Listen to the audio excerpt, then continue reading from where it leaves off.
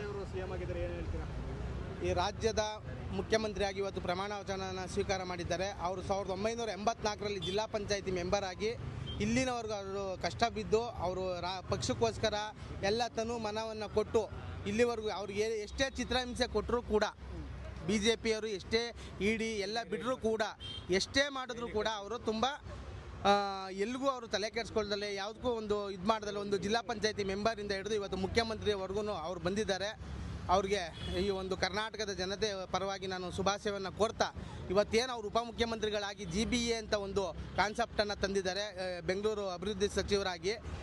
ಆ 5 GBA ಪಾಲಿಕೆಗಳನ್ನು ಕಾಂಗ್ರೆಸ್ ವಶ ಮಾಡ್ಕೋಬೇಕು. ಇವರು ಮುಖ್ಯಮಂತ್ರಿ ಆಗಿರೋದ್ರಿಂದ ಒಳ್ಳೆಯ ಆಡಳಿತವನ್ನು ಕೊಟ್ಟು ಅವರು ಒಂದು ಈ 5 GBA ಚುನಾವಣೆಯನ್ನು ಕೂಡ ಗೆದ್ದು ಅವರು ಒಂದು ಕಾಂಗ್ರೆಸ್ ಪಕ್ಷವನ್ನು ಬಲಪಡಿಸಬೇಕು. ಮತ್ತು ಇದೊಂದು ಅವರಿಗೆ ಅಲ್ಪಾವಧಿಯಾಗಿದೆ, 2 ವರ್ಷ ಅವರಿಗೆ ಅಲ್ಪಾವಧಿ. ಮತ್ತು 2028ಕ್ಕೆ ಮತ್ತೆ ಕಾಂಗ್ರೆಸ್ ಸರ್ಕಾರ ಬಂದು ಪೂರ್ಣ ಅವಧಿ CM ಆಗಬೇಕು ಅಂತ ನಮ್ಮೆಲ್ಲ 6 ವರ್ಷ ಕೇಳ್ತಿದ್ದಾರೆ. ಸಿದ್ದರಾಮಯ್ಯ ರಾಜೀನಾಮೆ ಕೊಟ್ಟಿದ್ದು ಒಳ್ಳೆಯದಾಯಿತು, 2028ಕ್ಕೆ ನಮ್ಮ BJP ಸರ್ಕಾರನೇ ಬರೋದು, ಕಾಂಗ್ರೆಸ್ ಬರಲ್ಲ ಅಂತ ಹೇಳ್ತಿದ್ದಾರೆ. ನಾನು ಆರ್ ಅಶೋಕ್ ಅವ್ರ ಬಗ್ಗೆ ಹೇಳೋದಾದರೆ ಅವರು ಅನ್ಫಿಟ್ಟು, ವಿರೋಧ ಪಕ್ಷದ ನಾಯಕನಾಗೋದಕ್ಕೆ ಅನ್ಫಿಟ್ಟು. ಆ BJPಯ ಮುಖಂಡರಲ್ಲಿ ನಾನು ಕೇಳ್ತಾ ಇದ್ದೀನಿ, ಯಾರು ಅಮಿತ್ ಶಾ ಮತ್ತು ಮೋದಿ ಅವರಲ್ಲಿ ಹೇಳ್ತಾ ಇದ್ದೀನಿ, ಕರ್ನಾಟಕದಲ್ಲಿ ವಿರೋಧ ಪಕ್ಷದ ನಾಯಕನನ್ನು ಒಳ್ಳೆ ನಾಯಕನನ್ನು ಕೊಡಿ. ನಾವು ಕೆಲಸ ಮಾಡೋದಕ್ಕೆ ನಮ್ಮ CM ಸಾಹೇಬರಿಗೆ ಅವರು ಎಲ್ಲ ಗಾಳಿಲಿ ಗುಂಡೊಡಿ ಅಂತ ಮಾತನಾಡ್ತಾರೆ. ಅವ್ರಿಗೆ ಯಾವುದೇ ಕಾರಣಕ್ಕೂ ವಿರೋಧ ಪಕ್ಷದ ಕೆಲಸ ಮಾಡೋದಕ್ಕೆ ಅವ್ರಿಗೆ ಬರೋದಿಲ್ಲ. ಇವತ್ತೇನು ನಮ್ಮ ಸಿದ್ದರಾಮಯ್ಯ ಸಾಹೇಬರು ಐಯಿಂದ ಅಂತ ಏನು ಕಟ್ಕೊಂಡಿದ್ರು, ಅವರು ಅಲ್ಪಸಂಖ್ಯಾತರು, ದಲಿತರು, ಹಿಂದುಳಿದರು 3 ಪರವಾಗಿ ಅವರು ಕೆಲಸವನ್ನು ಮಾಡಿದ್ದಾರೆ. ರಾಜಕಾರಣ ಅಂದಮೇಲೆ ಜಾತಿ ಅನ್ನೋದು ಒಂದೇ ಬರುತ್ತೆ.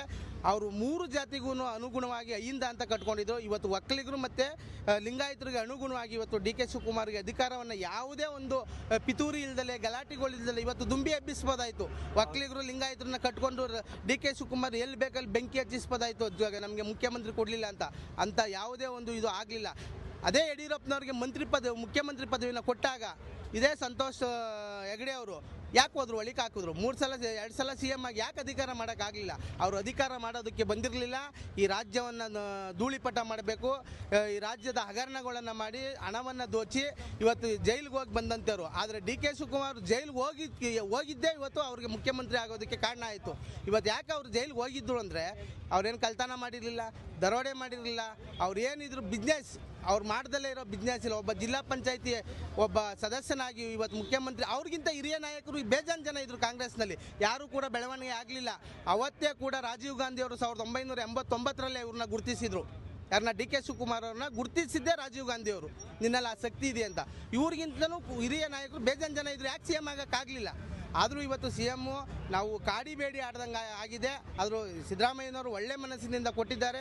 ಈ 2 ವರ್ಷ ಅಧಿಕಾರವನ್ನು ಮಾಡಿ ಇವತ್ತೇನು DK ಶಿವಕುಮಾರ್ ಅವರು ಅಧಿಕಾರ ತಗೊಂಡಿರೋ ದೊಡ್ಡ ವಿಚಾರ ಅಲ್ಲ. ಇವತ್ತೇನು ಅವರೇ ಮಾಡಿದಂಥ GBA 5 ಭಾಗಗಳನ್ನು ಗೆಲ್ಲಬೇಕಾಗುತ್ತೆ. ಅಲ್ಲೇನಾದ್ರು ನಾವು ಎಡುವುದ್ರೆ ನಮಗೆ ಅವಮಾನ ಆಗುತ್ತೆ. ಅದನ್ನು DK ಶಿವಕುಮಾರ್ ಸಾಹೇಬರು ಮೈಂಡ್ನಲ್ಲಿ ಇಟ್ಕೊಂಡು ಆ ಕೆಲಸವನ್ನು ಮಾಡಬೇಕು ಅಂತ ನಾವು ಕಾಂಗ್ರೆಸ್ ಪಕ್ಷದ ಕಾರ್ಯಕರ್ತರು ಕೇಳ್ಕೊಂತೀವಿ. ಯಾವುದೇ ಕಾರಣಕ್ಕೂ CM ಆಗೋಕ್ಕಾಗಲ್ಲ, ರಾಹುಲ್ ಗಾಂಧಿ ಯಾವುದೇ ಕಾರಣಕ್ಕೂ PM ಆಗೋಕ್ಕಲ್ಲ ಅಂತ ಹೇಳ್ತಾ ಇದ್ರು. ಹೌದು, ಹೇಳ್ತಾ ಇದ್ರು. CM ಆದ್ರು ರಾಹುಲ್ ಗಾಂಧಿ ಅವರಿಗೆ ಎಲ್ಲ ಯೋಗನೂ ಕೂಡ ಬಂದಿದೆ. ಇವತ್ತು ಹೆಂಗೆ ತಮಿಳುನಾಡಲ್ಲಿ ವಿಜಯ್ ಅನ್ನೋ ಒಬ್ಬ ವ್ಯಕ್ತಿ ಫಿಲಮ್ ಒಬ್ಬ ಆಕ್ಟ್ರು ಏಕಾಏಕಿ ಭಾರತ ದೇಶದ ಸಂವಿಧಾನದಲ್ಲಿ ಯಾರೂ ಮಾಡೋಕ್ಕಾಗ್ದಲೇ ಇರುವಂಥ ಒಂದು ಚರಿತ್ರೆಯನ್ನು ಸೃಷ್ಟಿ ಮಾಡಿದ್ದಾರೆ. ಒಂದು ಮುಂದಿನ ದಿನಗಳಲ್ಲಿ ಅದೇ ಥರ ರಾಹುಲ್ ಗಾಂಧಿ ಅವರು ಕೂಡ CM ಆಗ್ತಾರೆ. ಇವತ್ತು ಕೂಡ BJPಯವ್ರು ಮಾತ್ರ ಹೇಳ್ತಿರಲಿಲ್ಲ, ಈ ನಮ್ಮ DK ಶಿವಕುಮಾರ್ನ CM ಆಗಲ್ಲ ಅಂತ BJPಯವ್ರು ಮಾತ್ರ ಹೇಳಿರಲಿಲ್ಲ. JDSನವರು ಕೂಡ ಪೆನ್ನು ಪೇಪರ್ ಸಿಕ್ಕಲಿಲ್ಲ ಅಂತಿದ್ರು. ಇವತ್ತು ಪೆನ್ನು ಪೇಪರ್ ಅವ್ರ ಕೈಗೆ ಸಿಕ್ಕಿದೆ. ಅವ್ರ ಮುಂದಿನ ಆಡಳಿತ ಏನು ಅಂತ ಅವ್ರಿಗೆ ತೋರಿಸ್ತಾರೆ.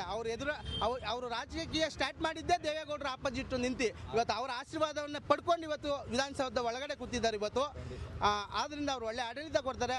ನಾನು DK ಶಿವಕುಮಾರ್ ಅವ್ರಿಗೆ ನಾನು ಒಬ್ಬ ಕಾರ್ಯಕರ್ತನಾಗಿ, ಕಾಂಗ್ರೆಸ್ ಕಾರ್ಯಕರ್ತನಾಗಿ 2 ಬುದ್ಧಿ ಮಾತು ಹೇಳೋದಕ್ಕೆ ಇಷ್ಟಪಡ್ತೀನಿ. ಯಾವುದೇ ಹಿಂಬಾಲಕನ ಮಾತನ್ನು ಕೇಳದಲೇ ನೀವು ಸ್ವತಂತ್ರವಾಗಿ ನಿರ್ಧಾರಗಳನ್ನ ತಗೊಂಡು GBA ಅನ್ನೋ ಒಂದು ಕಾನ್ಸೆಪ್ಟ್ ತಂದಿದ್ದೀರಾ. ನೀವು ಅಲ್ಲಿ ಗೆಲ್ಲಬೇಕು. 5 GBAನಲ್ಲೂ ಕೂಡ ಕಾಂಗ್ರೆಸ್ ಪಾರ್ಟಿಯನ್ನೇ ಅಧಿಕಾರ ಹಿಡಿಬೇಕು.